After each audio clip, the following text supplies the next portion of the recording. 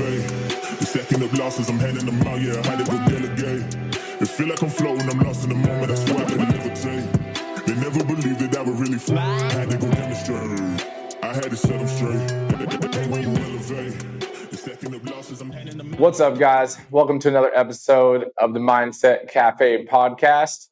It's your boy, Devin, as always. And here we're trying to bring you further on your journey, right? Whether it's personal development, whether it's entrepreneurship, whether it's in your relationships, and all that is through mindset.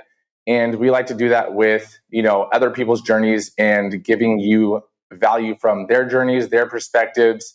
So today I got a good friend of mine. His name is Scott Rammage. He is in the RBO mastermind with me. He owns the VA Media Group, right? And it's VAVP. We'll get into that in a second, right? As well as he has a podcast, the Brotherhood of Fatherhood. So thank you so much for coming on today, Scott. How are you doing? I'm doing great. I had some technical difficulties on my side, so I'm glad we're getting started, and this is going to be fun. Thank you. Well, thank you for taking the time to hop on. I know you got, a lot on your plate. I know we're new clients of yours as well. So I'm excited to kind of dive into, your whole start and everything. So where did your entrepreneurial path, kind of start? Oh my gosh, it started back in the early 2000s. So I'm going to age myself here. But I was an educator. I was an educator by training, master's degree in education.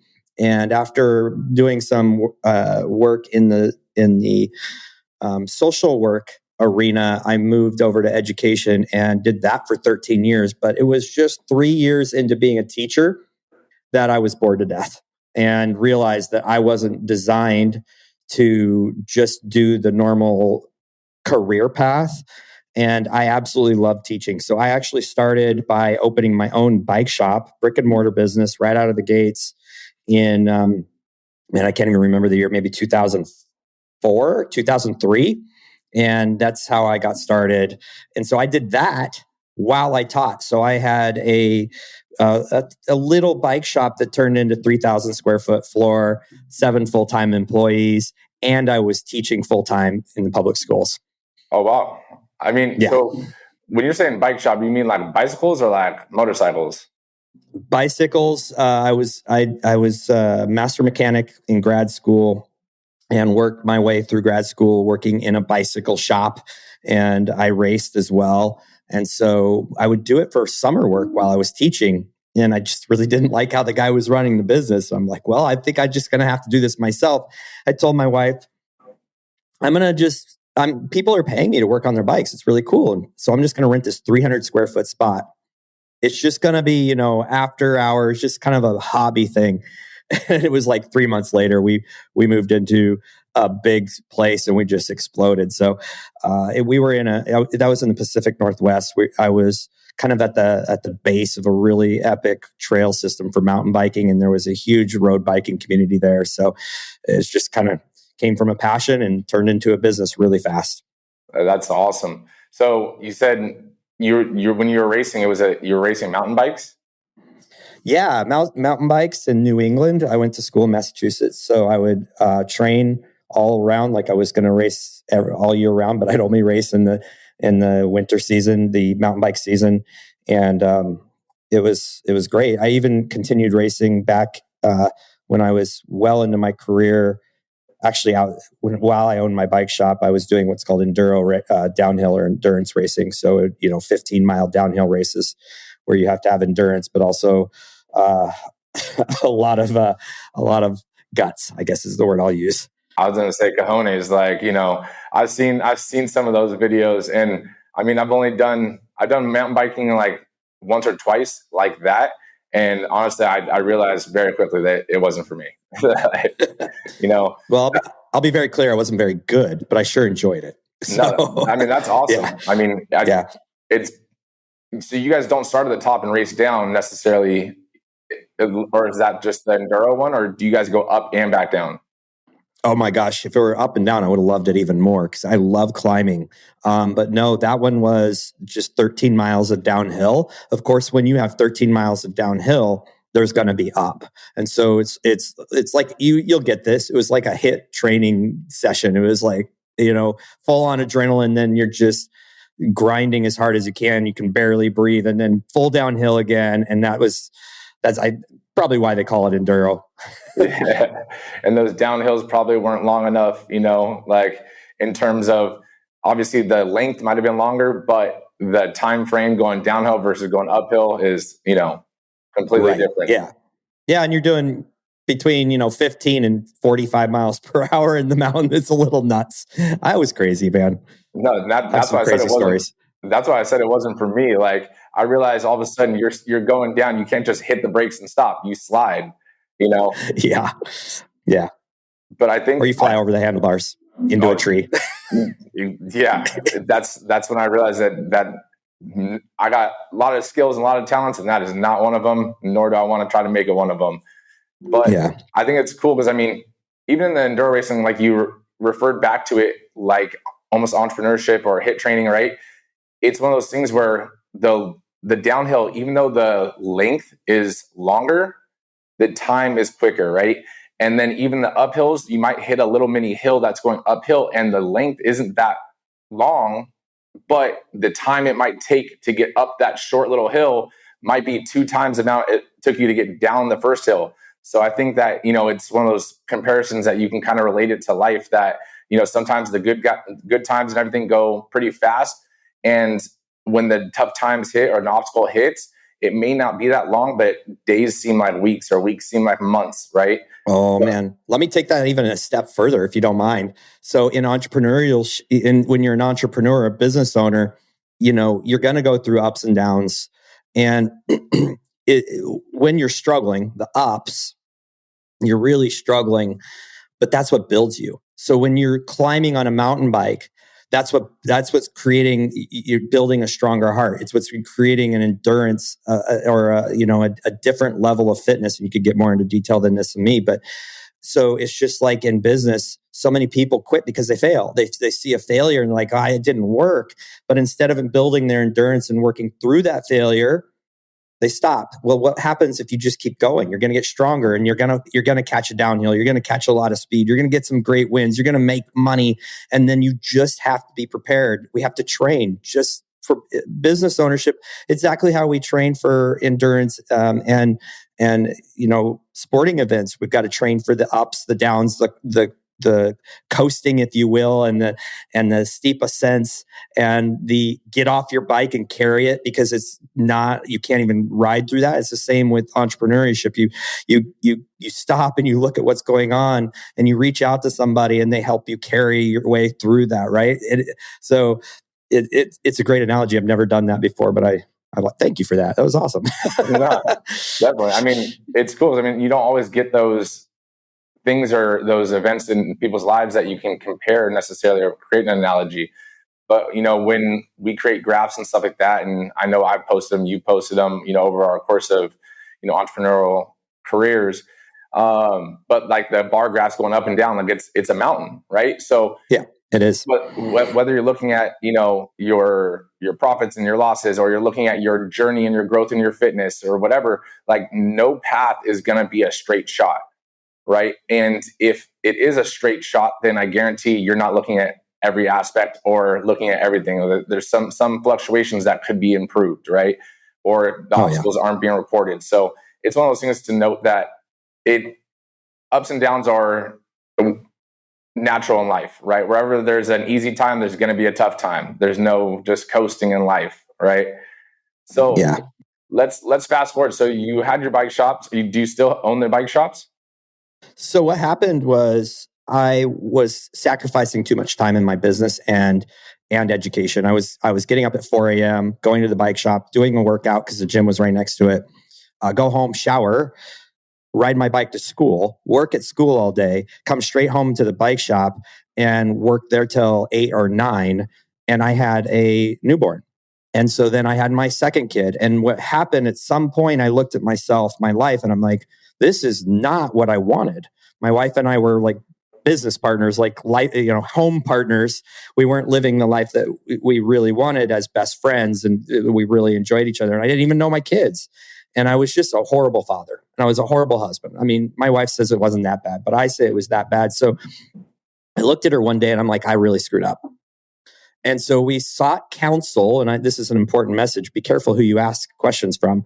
And the couple said, hey, you know what? Close your business and just go back to teaching, because you know exactly what you're going to get paid. You know exactly what to expect. You know your hours. The worst advice ever, because I'm an entrepreneur. I'm out there chasing bigger ideas. So I did this. I found a buyer for my bike shop. It was profitable. It was a great business. The employees were bought in. Every systems were in place. Everything was dialed in. I wasn't the best operator, but it is what it is. And this guy was literally on his way to my business. We were going to meet right next door at a restaurant to sign the contracts and bring the check. Literally on the way. And he called me from the car. He says, I did this last minute call to this community college to ask them about the business, and they told me not to buy it. I'm like, you got to be kidding. You're asking a community college professor who doesn't run a business to, and so literally he said, I'm not coming. And I had already made a commitment to my wife. I'm getting out of this thing. I'm going to devote and turn my life back into being a great husband and great father. And I made the decision at that moment, like, I guess I'm just going to shut the doors. So I had like one day of liquidation. And what happened was I literally incurred, because we were at an inventory cycle, I incurred $350,000 of debt overnight, shut the doors, stored it, put everything in storage, sold it for pennies on the dollar on eBay for the next 2 years, but went into debt to save my family. And that's really where, my story begins is at that moment, Devin, as a business owner, we put so much of our identity in what we do. And I just lost my identity overnight. Because I was rooted in being the bike guy, and everybody all of a sudden didn't want to be around me because I didn't have the hookups. It was amazing how many friends I had. And then when I really realized who my friends were. So not only now am I in massive debt with a teaching salary, I have now lost my identity on who I was. And I just was lost. I was just completely lost. And I went back to this career and I gave it my all, but I just wasn't fulfilled. And the biggest problem was I went from working all, 100 hours a week. It was crazy. On the weekends, I'd be out mountain biking. I was like, I just was an idiot. So I didn't know how to be a father or husband anymore. I literally had no relationship. I was like, I beat back around them. Like, I don't know what to do. Like, I was completely lost. It was hell. It was absolute hell. Wow. So it was a real transitional time. 2 years of very deep depression in that point in my life, trying to figure out who I was, what I wanted to do, how I was going to overcome this, how I was going to really. I didn't know that I had an identity crisis, but I didn't know who I was. So it was a real deal, man. So before we come back to the identity aspect, because I think that's actually a huge topic and a huge key piece, I want to rewind real quick to something you said that I think it's a really big piece of knowledge that we kind of went over a little fast. When you said, be careful who you seek counsel from, right? Yeah. Explain that in a little more detail. Like, what do you mean by that? Because I know what you mean. And I think that is one of the biggest nuggets that, people need to realize. So what happened in that sense, or what's your advice in that sense?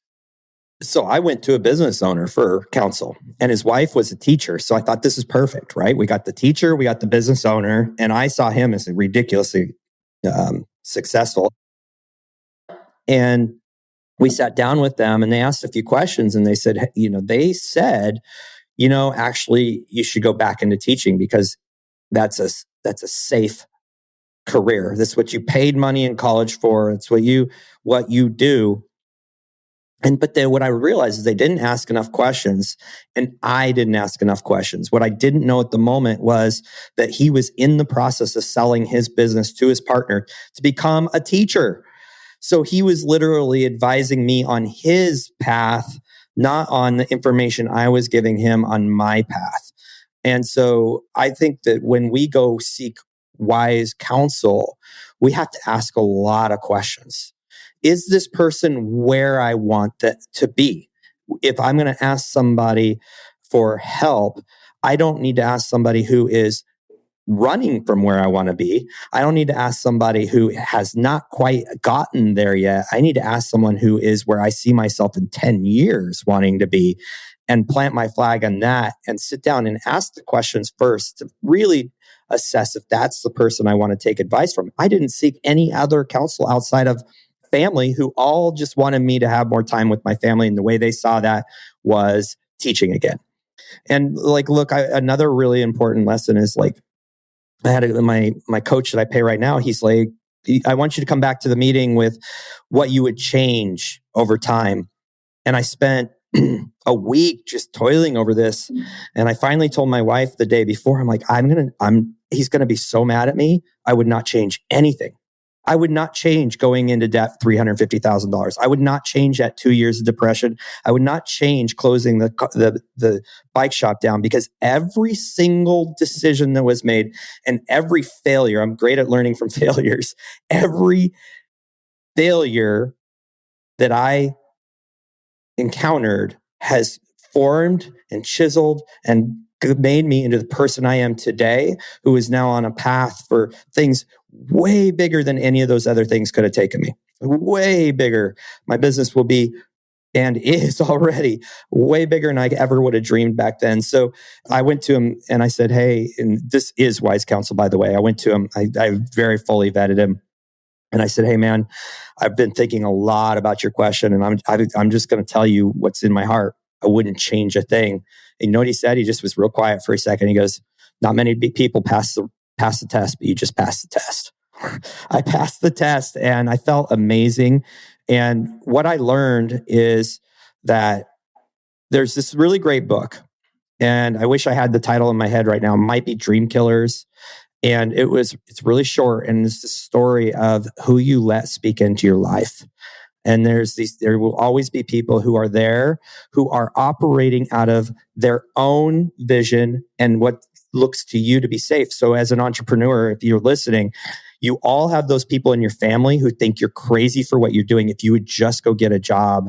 Even my father-in-law, who I love tremendously, he was a teacher his whole life, so it's very hard for him to understand. He texted me a year ago, and I was doing great in business. It was growing. I was providing for my family better than I ever had. And he texted me. He said, Scott, I'm just so impressed with all the things you're doing.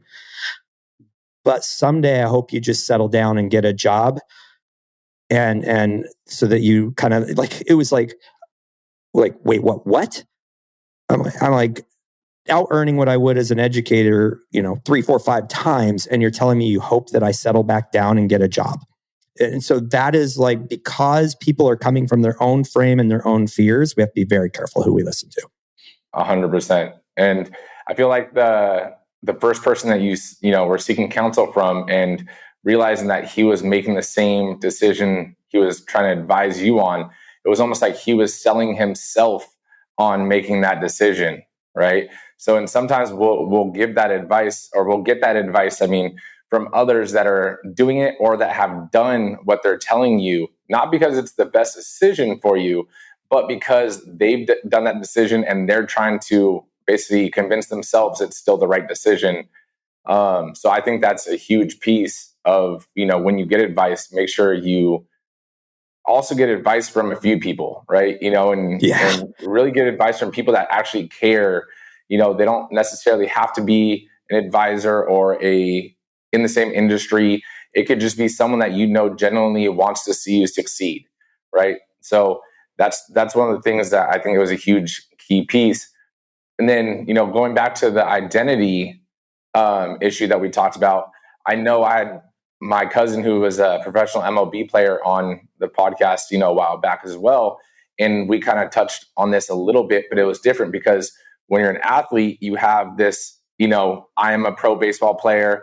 I am a player for X team, and so forth. And all of a sudden you retire, and now what are you, right? And same thing as a business owner, and whether it's like for myself in the gym, and then now with the franchise, for you with the bike shop, and now with the VP company, it's almost that is who you are.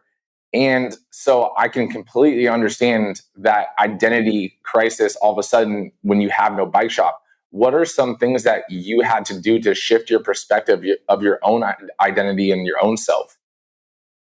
Well, let's just say it was more than a 2-year journey. Right. I did this over and over again. I started doing a lot of other things. I had many businesses. All were successful. I just moved, and I was always looking for a better fit or a better trajectory for me and my family. And I kept falling into that trap of, I am these things. I am let me put this challenge out to you. You're not married, I don't believe, right? No, I'm married and I have a daughter. Oh my gosh, I am so sorry. So you're married, you have a kid. This is perfect. So you're married and you have a kid. Do you consider yourself a father and a husband? Yes. I would hope so. But here's the powerful thing that you have to think about, and it will really kind of scare most people, is if your wife and daughter, or let's use my family because it's nicer to you. Let's say my wife and boys were driving and they all died in a car accident tomorrow. I am no longer a husband and a father. That can be taken away from you at any moment. If my identity is rooted in that, I have lost everything.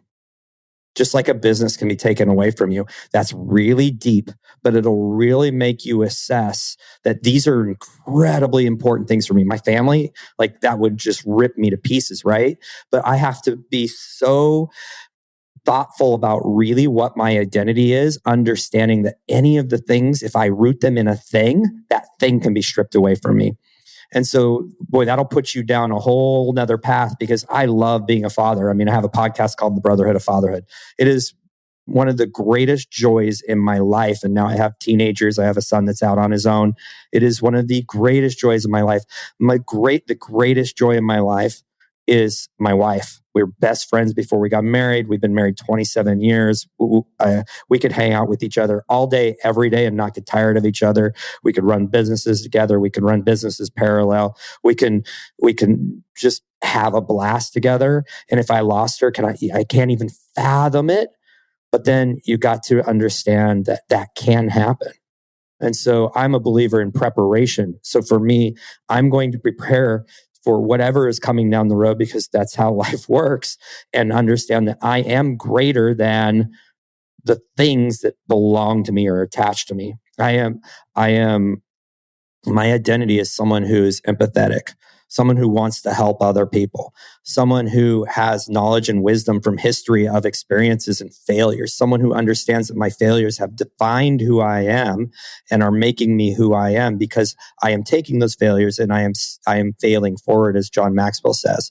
And so identity is such a crazy thing, but it's very, very serious for MLB players, NFL players. You watch it all the time. They even NFL players who retire, that's been their identity. How hard is it to not? Because people are paying attention, they're in love with you. You're the thing, you're on that team. And then all of a sudden you retire and you're like, what the hell am I doing? I'm bored to death. And I have all this money. I don't care. Guess what they go do? They either go coach, they go announce, they get back into the game. Is because they don't have an identity outside of any of that stuff defined. No, definitely. And I think that it's also important with your current identity. Like, let's say, if you were to not root it down to, or if you were to root it down to something, right? Certain things like a father or a husband, you gain certain skills that you don't necessarily gain unless you are or were a father or a husband, right?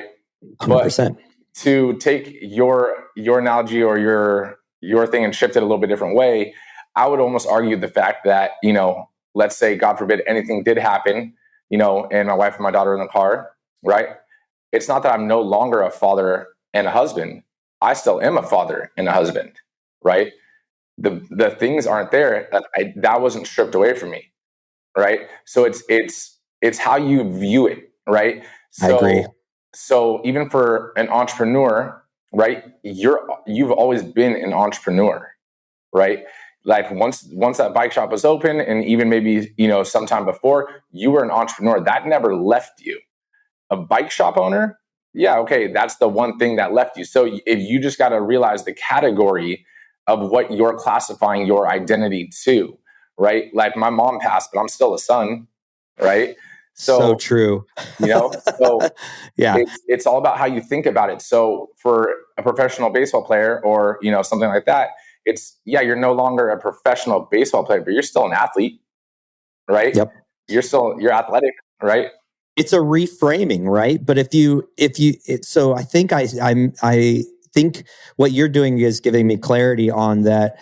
I am that temporary stamp. If I carry that as that is the definition of me, and it's taken away, now I will always be a father, whether my boys pass away or live. I outlive them, or I hope they outlive me.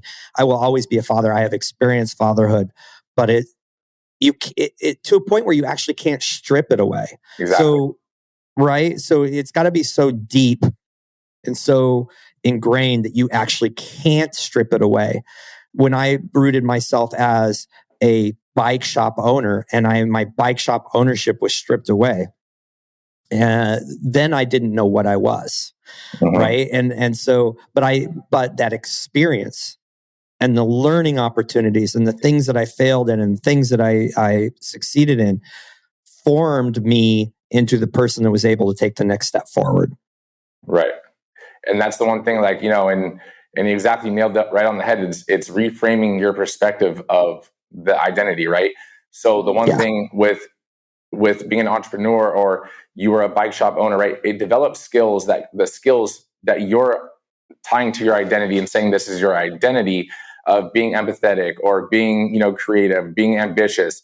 Yeah, those are all skills, but those skills can apply to anyone. So you're widening your identity, right? Versus if I were to say, who are you? You're like, well, I'm motivated. It's like, okay, awesome. High five. It's like, but if your identity is I'm a father, and then I'm a husband, I am an entrepreneur, and these are the things that I do because I am a father, because I am entrepreneur. Like, naturally, this is who I am. They are a piece to the puzzle. Mm-hmm. So if something is pulled away from me, then I still have many pieces to me instead of being singular focused on that identity. I think it's kind of where I would argue that pretty much every entrepreneur goes through this identity thing. Even similar, or someone that we know is Brett Knott. Like he walked away from his business, let it run on its own, moved to Mexico, and he went through an identity crisis because there wasn't that preparation. And of course, he learned a ton from that, and it's been incredibly powerful. But what I'm trying to say is, don't be so rooted in one thing that it becomes a crisis. It creates a crisis. There's going to be a transition. There's going to be discomfort. If you lose a loved one, there's definitely going to be some discomfort and some shift that you have to make. But ground yourself in so many really powerful things that nothing can be stripped from you in entirety. Exactly. So now that's exactly what I was going to as well. And honestly, I agree with you 100%. And I think that's a huge piece right there of mindset. And it took you a 2-year journey to figure it out. And some people never figure it out, So that's a high five to you, because you were able to figure it out. You went through that journey and you were able to, come out. And I'm excited to continue to see your growth, thus far of knowing you. So the transition happened from bike shop owner, your, personal development journey. And now how did you get into the VA or VP space? Thank you for changing that. VA. Yeah, everybody knows what a VA is, virtual assistant. Well, not everybody. I still used to post VA in my Facebook, and people are like, Veteran Affairs? I'm like, oh, no. Let me clarify. But we call them virtual professionals because we really focus on individuals that are very professional, have a lot of experience coming in with in-depth knowledge of what they're going to be performing in your business. But I have a lot of entrepreneurial things that happen between bike shop and now, a lot.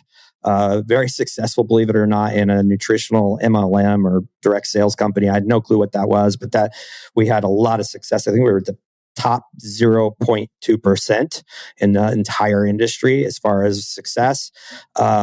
but when you do that kind of business, all you are is you're a marketing and salesperson, and you don't own your own business. And so that was stripped away from us like immediately. I did a bunch of other things. I owned a gym. We have that in common. I sold that. I was actually able to sell that when I relocated to Texas. But what happened was I was a consultant for a fitness brand that had launched. I took them from six clients to 182 gym clients. So we were selling B2B directly to businesses, and I created their customer onboarding, their customer success, their customer journey. I was their customer success person. I was the operator of their business, and I was very, very, very efficient. And one of my identities, self-proclaimed identities, is I was get stuff done guy. You give it to me, I'm going to get it done. I would do everything. I'd just work. So I worked myself into a crazy job. My pay never changed. I was consulting, but I was taking on more and more and more because I got more and more efficient and just kept building systems out. And so I was starting the podcast, The Brotherhood of Fatherhood. And my mentor at the time said, Scott, you just keep adding more work to your plate. I'm like, I know. He's like, what you need is a virtual assistant. And I'm like, okay, that sounds cool. I've talked to people about that. And he said, but you'll never be successful with it. Excuse me, what? He's like, you're not going to have success with it. It's really hard. So, me being kind of a anti-authoritarian type of person, I go and I go down this big wormhole. I go and I take master classes. I buy courses. I get coaches. I learned everything there was about VAs. I hired one, offloaded all my podcast stuff to her. And in the meantime, I was running a mastermind for gym owners all over the world. And I kept telling them how great this was. Like, I have her, she's doing my podcast. And then I started creating SOPs, and she started doing tasks for me in my consulting work. So she's doing a lot of the things I had to do, and no big deal. I'm getting it done. It's done with excellence, and she's actually doing it better. And I'm like, this is crazy. And they're all like, Scott, VAs don't work. It sucks. We've all tried it. And I kept talking about how great it was. 3 months later, 3 or 4 months later, I can't quite remember the time frame. I had 4 full-time VAs. And I had offloaded so much work from them. I'd record myself doing it, create an SOP, send it to them, or send them the recording. They'd create an SOP, and I was like, okay, that looks good. Start executing every Tuesday. Start executing every week. Give me this report. Do this thing. Contact these clients, X, Y, and Z. And then I was still the guy that did everything. So what did I do? I still filled all my time. I just kept taking on more and more for the company. What an idiot. Wasn't getting paid more, but I was getting super efficient. Well, finally, these guys in the mastermind, they're like, Scott, you got to just shut up talking about VAs and just let us use yours, because you obviously have some voodoo super science to figure this out, because it's never worked for us. I'm like, dude, I like having my team. It's really cool. And they kept asking, and I finally did it. This guy paid me for a week of work, and it covered that VA's costs for the whole month. I was like, okay, I provide a service. Someone pays. They think they're getting a great deal, and I'm getting a great, it's value exchange. I'm like, this is kind of cool. And so I created a business using VAs to help gym businesses. It was called VAs for Gyms. And I had a business partner, and we built that up. And that's how the whole journey began. And what I learned through that journey is my education. Okay, something that I wondered why I ever did it. My degree in psychology, I loved behavioral psychology, human psychology. Those two things made me really good at recruiting, made me really good at hiring, and made me really good at training. It was just like, I'm really good at it. And so then it just evolved into this business. And then after a while, I would talk to business owners, and our service was, you just give us the work, we do it. You tell us how to do the work, we do it. Like, we were just like, you assign, we do, right? And there was no relationship between the virtual team and the client. It was just kind of we fulfill. It was a fulfillment business. But I get on with people, and like, this person really needs their own team member.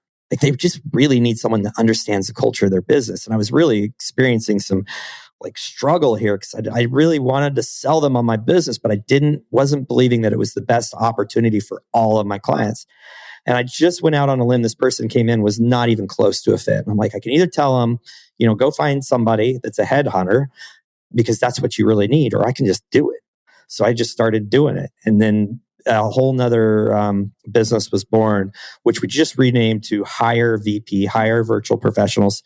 And it's just taken off, and we're serving business owners of all kinds. And it's just, I never thought that I would have like a virtual staffing company, is kind of what I call it. Like, that's not sexy.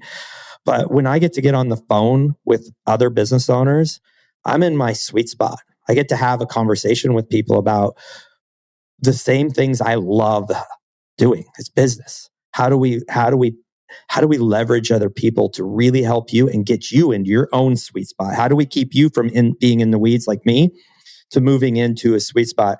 And so here's what I like to share with people. I share this story all the time. Number one, when I left that fitness company that I was working for, consulting for, they had to hire 5 full-time people just to fulfill the SOPs and roles I was doing. That because I was doing more and more because I kept adding virtual professionals. So you start to like look at that. I was able to take me and duplicate me over and over and over again for a very great price and generate so much more work. And I just kept doing things that I love to do. I'm like, wait a minute. Right here is a business. This is a business formula. So what I have now is that first company called VAs for Gyms has turned into Media Machine. We still service people. We do podcast editing. We do all these, things for clients. All I do is sales calls for that company when a sales comes in. Like, it is 99% run by my virtual team, because what I did is I built systems, SOPs, processes, onboarding, duplicatable things, systems, and now it's running like a machine. That's why I named it Media Machine. And then I'm able to build this Hire VP, and I bring people in. My entire team is virtual. I bring them in. They learn everything about my business, create SOPs, start executing. When those get too great, we take that SOP stack and I say, what do you not want to do? And they're like, hey, we don't like doing this. Okay, hire for that position. Hire. Offload those SOPs, rinse, repeat. My team can grow. We just hired someone last weekend who will start executing tomorrow. That's the speed of onboarding, because it's so systemized, and anybody can do this. Anybody can do it. It's a really great formula. And so I'm super passionate about it. So that was a long answer to your question, but I get a little fired up about it.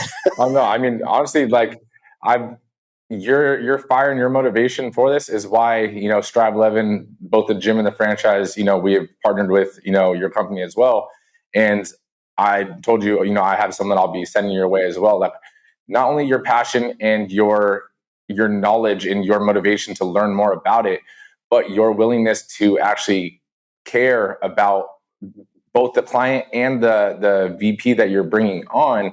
I think it plays definitely a role in some of the psychology and degrees that you have in being that natural born teacher and that natural born leader, and really caring about people. It honestly, it has that ripple effect in showing what you do when you're on the phone or when you're talking to a new client.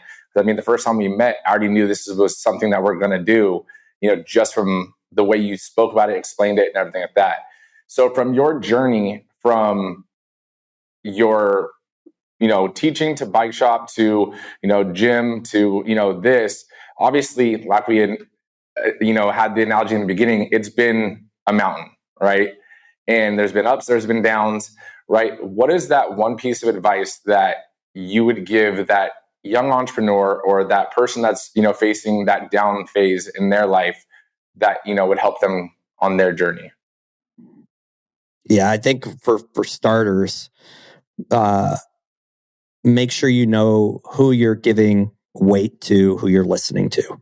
And so when the family comes to you and says you're crazy or you're not going to make it, just get a job or whatever it is, you've got to quiet those. You got to love those people, but you got to quiet it and then just go out and very intentionally and find the person that you want to become, whether it's the business level that they're at or the way that they operate their teams or the way they carry themselves, whatever it is, and find out a way to make them your mentor. Now, this is crazy. I learned this myself is you don't always have to pay a mentor and they don't always have to talk to you. You need to latch onto someone. That means you can listen to their podcast and read every blog they put out and study their website, emulate them, start to understand people. Good people will give everything for free. So I'm not, I pay people, but everything out there is free. You just be very careful of who you're listening to. And who you listen to your family, love your family, but understand they're coming from a different place unless they've been entrepreneurs. And then the other one is the mountain analogy again. This is a really good analogy. When you're top of the mountain, there's not a lot of vegetation. There's not a lot of life because it's cold, it's windy, and we all want to get there because the view is spectacular, but you're going to eventually have to come down. Always. I don't care if I do 6 million in revenue next year. I'm still going to have to come down from that mountain. Things are never going to be easy. They're always going to be tough. But the real visual I want you to have is when you get down into the valley, you're trudging through mud or whatever it is. These are the low points. That's where all the vegetation is thick. Everything is growing. That is where you gather all of your nourishment. It's where you gather all of the things that are going to give you the sustenance, the knowledge, and the gumption to get back up to that mountain. So view every phase in that step as growth. And you will not fail because every little failure will catapult you beyond that point the next time. And you'll 2 steps back, 3 steps up. And that's just the way it is. But just understand that the tough times are where you are getting the fruit that is going to carry you through everything else. A really great book that talks about some of this is The Gap and the Gain, which I would say everybody should read. And it talks about focusing on the gains in life instead of the gaps in life. And when I look now at my failures, I see them as gains. And I think that's been a huge shift in everything I've done. And it's been the last 5 years. It's really when I've kind of started to shift into the right position where I always looked at these things as like, man, I wasted that part of my life and I wasted that part of my life. And that was a lot of wasted time, me thinking I wasted instead of saying, oh, that was just the next catapult to the next thing. No, I mean, that was right there. If you just listen to that part of the episode, that was just nuggets on nuggets on nuggets. That was awesome. No, honestly, I definitely want to bring you back on, for another episode so we can dive into your psychology and your teaching and stuff like that. Because honestly, I mean, the analogies and stuff you give, it's a lot of things that I do with my team and stuff. And honestly, I think it's huge. And your comprehension of that and being able to compare it to real life is huge. But, I know that anyone that's listening right now definitely got some nuggets. And if you're an entrepreneur, please, reach out to Scott. Scott, where could they, reach you if they wanted to hire a VP? Yeah, just look me up on Facebook or Instagram. It's Scott Rammage, SCOTTRAMMAGE. We are in the process of changing our website. So that gets I can't give you a website because it's going to take you to the wrong place. But the company is Media Machine and transitioning to hire VP. But Instagram and Facebook are the best. Okay, no, I'll put your Instagram definitely in the show notes. But no, honestly, sincerely, I appreciate you taking the time out to hop on today and, share your story. And I am looking forward to connecting again and diving more into one, identity, but two, also your understanding and knowledge of psychology itself. So I just want to thank you again for taking the time. Thank you very much, Devin. It was an absolute honor. We'll definitely talk soon.